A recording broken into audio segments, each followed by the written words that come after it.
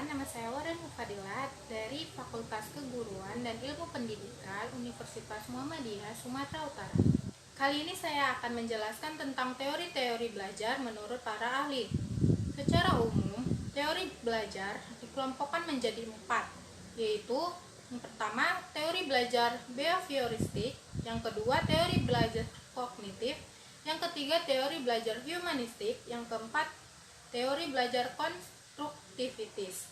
Pertama, saya akan menjelaskan tentang teori belajar behavioristik.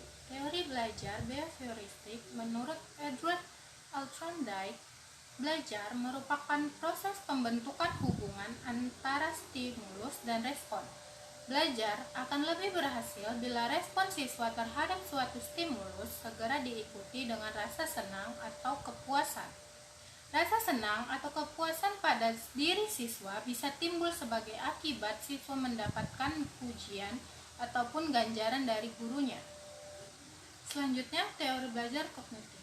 Teori belajar kognitif menjelaskan bahwa belajar bukan hanya sebatas stimulus respon, melainkan bagaimana pengetahuan itu dapat dipahami.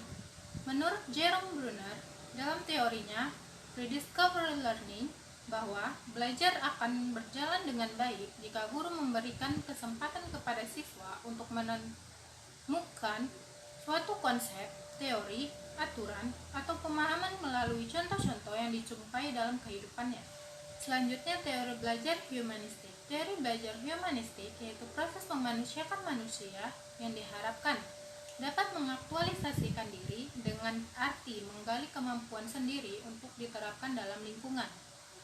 Teori humanistik menurut Abraham Maslow menurutnya bahwa individu berperilaku dalam upaya memenuhi kebutuhan yang bersifat hierarki. Bila seseorang telah dapat memenuhi kebutuhan pertama, barulah ia dapat menginginkan kebutuhan yang terletak di atasnya dan seterusnya. Selanjutnya yang terakhir, teori belajar konstruktiviti. Teori belajar konstruktiviti menurut John Dewey, belajar tergantung pada pengalaman dan minat sendiri. Belajar harus bersifat aktif, langsung terlibat, berpusat pada siswa dalam konteks pengalaman sosial. Sedangkan menurut Jean Piaget, pengetahuan yang diperoleh merupakan hasil dari konstruksi pengetahuan awal yang telah dimiliki dengan pengetahuan yang baru diperolehnya. Jadi, teori konstruktiviti menekankan agar individu secara aktif menyusun dan mengembangkan pengetahuan dan pemahaman.